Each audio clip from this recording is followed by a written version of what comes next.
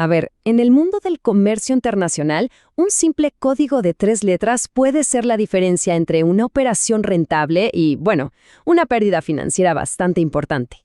Hoy vamos a analizar a fondo este lenguaje que define las reglas del juego en la logística global para proteger el capital de una empresa.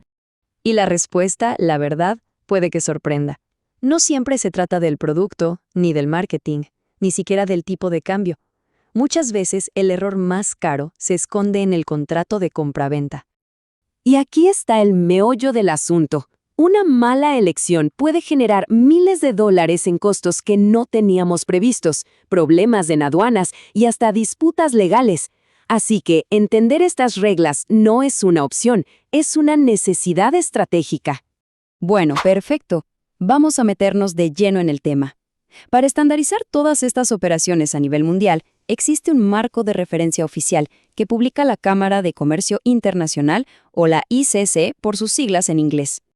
A ver, imagínense los Incoterms como si fueran las cláusulas logísticas universales de un contrato de compraventa.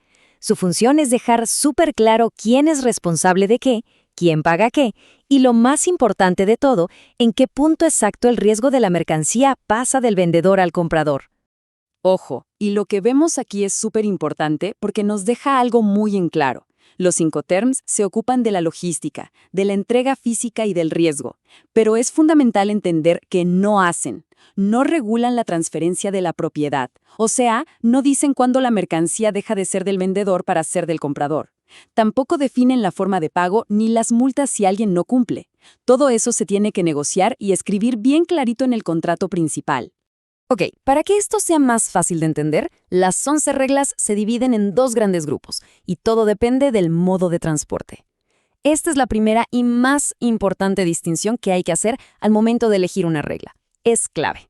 Y aquí las tienen. 7 de estas reglas son multimodales. ¿Qué significa eso? Que se pueden usar para cualquier combinación de transporte: avión, camión, tren o incluso un barco si la carga va en contenedor. Las otras 4 son exclusivas para transporte marítimo o fluvial, cuando la mercancía se carga suelta, a granel, directamente en el buque. Tener clara esta diferencia, bueno, es fundamental para no meter la pata. A ver, no se trata de memorizarse las 11 reglas de carrerilla, no. Lo más inteligente es entender el espectro de responsabilidades. Vamos a analizar los 2 extremos, la mínima y la máxima obligación para el vendedor, y luego las reglas más comunes en la práctica. Vamos a empezar por un extremo, EXW, que significa Ex Works o en fábrica. Como se imaginan, en este escenario, el vendedor tiene la mínima responsabilidad posible. Su única obligación es tener la mercancía lista en la puerta de sus instalaciones. Y ya. Ahora seamos claros. Desde un punto de vista técnico, usar XW para envíos internacionales es jugársela mucho. ¿Por qué? Porque el comprador, que está en otro país, es el responsable de hacer el trámite de aduana para exportar en el país del vendedor. Esto es súper complicado y a veces legalmente ni siquiera es posible.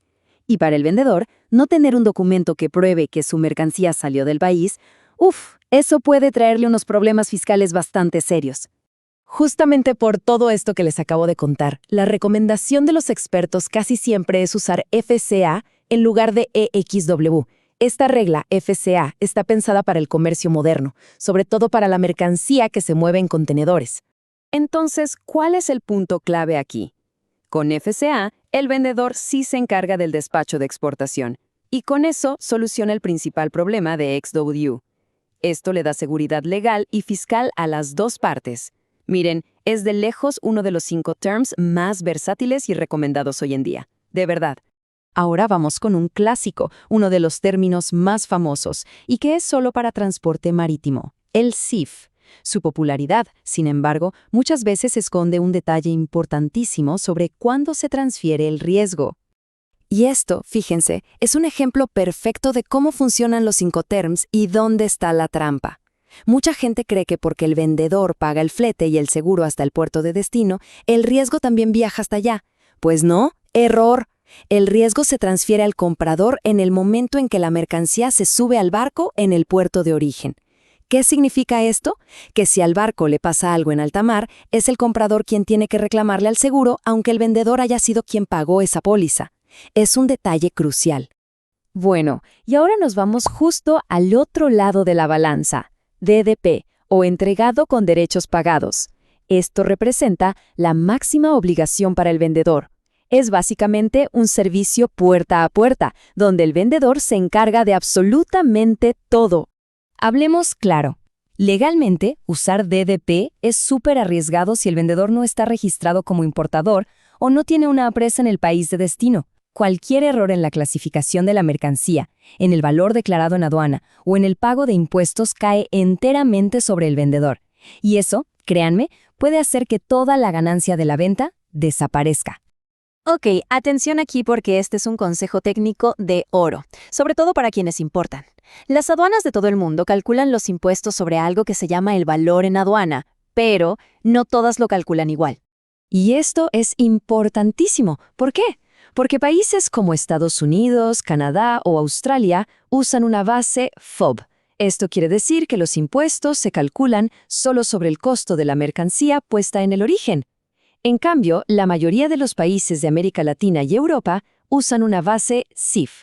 Aquí, los impuestos se calculan sobre la suma del costo de la mercancía, más el flete, más el seguro. Entender esto es la diferencia entre calcular bien los costos y llevarse a una sorpresa muy, pero muy desagradable al final. Y ya para ir cerrando, les dejo una recomendación profesional, una de esas que vale oro. Es algo muy simple, pero que puede evitar dolores de cabeza y retrasos enormes en las aduanas de cualquier parte del mundo. A ver, es muy sencillo. Cuando preparen la factura comercial para exportar, siempre, pero siempre separen estos tres conceptos. 1. El costo de la mercancía. 2. El costo del flete internacional. Y 3. El costo del seguro. ¿Por qué? Porque esto le da a la gente de aduanas en el destino la información exacta que necesita para declarar todo correctamente. No importa si usan base FOB o CIF. Parece un detalle pequeño, ¿verdad? Pues es un detalle administrativo que tiene un impacto logístico y financiero gigantesco.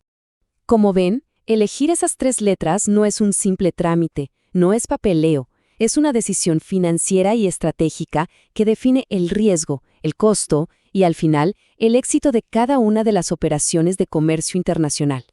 Al final del día, elegir con conocimiento no es una opción, es la clave del éxito.